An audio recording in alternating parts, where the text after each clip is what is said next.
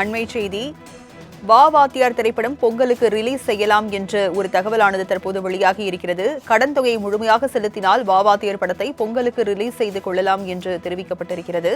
நீதிமன்றம் தற்போது அனுமதி அளித்திருக்கிறது. கூடுதல் விவரங்களை செய்தியாளர் கிருஷ்ணா வழங்க கேட்கலாம். கிருஷ்ணா, பொங்கலுக்கு வா வாத்தியார் படத்தை ரிலீஸ் செய்யலாம் என்று நீதிமன்றம் தற்போது அனுமதி வழங்கி இருக்கிறது. விவரங்கள் என்ன? வணக்கம். திவாலானவர் என அறிவிக்கப்பட்ட அர்ஜுன்லால் சுந்தர்தாஸ் என்பவரிடம் ஸ்டுடியோ கிரீன் பட தயாரிப்பு நிறுவனம் பெற்ற 10,37,00,000 ரூபாய் கடனை வட்டியுடன் சேர்த்து சுமார் 21,78,50,000 ரூபாயை செலுத்த ஞானவேல் ராஜாவுக்கு உத்தரவிட வேண்டும் என்றும், ஸ்டுடியோ கிரீன் நிறுவனம் தயாரித்துள்ள வா வாத்தியார் திரைப்படம் வெளியிட இடைக்கால தடை விதிக்க வேண்டும் எனவும் கூறி அர்ஜுன்லால் சொத்துக்களை நிறுவக்கூடிய சொத்தாட்சியர் தரப்பில் சென்னை உயர்நீதிமன்றத்தில் மனு தாக்கல் செய்யப்பட்டுள்ளது.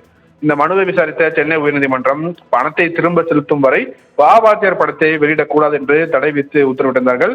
இந்த நிலையில் இந்த வழக்கு நீதிபதிகள் SM சுப்பிரமணியம் மற்றும் தலைமையிலான அமர்வு முன்பாக விசாரணைக்கு வந்தபோது ஸ்டுடியோ கிரீன் தரப்பில் 3,75,00,000 ரூபாய்க்கான DDI பட தயாரிப்பு நிறுவன தரப்பில் செலுத்தப்பட்டிருந்தது. இதையடுத்து மீதி தொகையும் செலுத்தினால் படத்தை வருகிற பொங்கலுக்கு ரிலீஸ் செய்து கொள்ளலாம் என்று நீதிபதிகள் அனுமதி அளித்து உத்தரவிட்டிருக்கிறார்கள். இதற்கிடையில் 3 கோடி கடன் தொகையை திருப்பி தராததால் படத்தை வெளியிட தடை விதிக்க கோரி தானேஷ் அசோசியேட் நிறுவனத்தின் சார்பில் சென்னை உயர்நீதிமன்றத்தில் மற்றொரு மனுவும் தாக்கல் செய்யப்பட்டது. இந்த மனுவை விசாரித்த நீதிபதி செந்தில்குமார் ராமமூர்த்தி தடை விதிக்க மறுத்ததுடன் இந்த மனுவுக்கு பதிலளிக்கும்படி ஞானவேல் ராஜாவுக்கு உத்தரவிட்டு வழக்கின் விசாரணையும் தள்ளிவிட்டிருக்கிறார். இதன் மூலம் வா வாத்தியார் படம் தொடர்பாக வருகிற பொங்கலுக்கு ரிலீஸ் ஆகுமா இல்லையா என்பது தொடர்பாக மீதம் இருக்கக்கூடிய தொகையையும் செலுத்தினால் நிச்சயமாக பொங்கலுக்கு ரிலீஸ் செய்யப்படும் என்று திட்டவட்டமாக தெரிகிறது. அது லட்சுமி.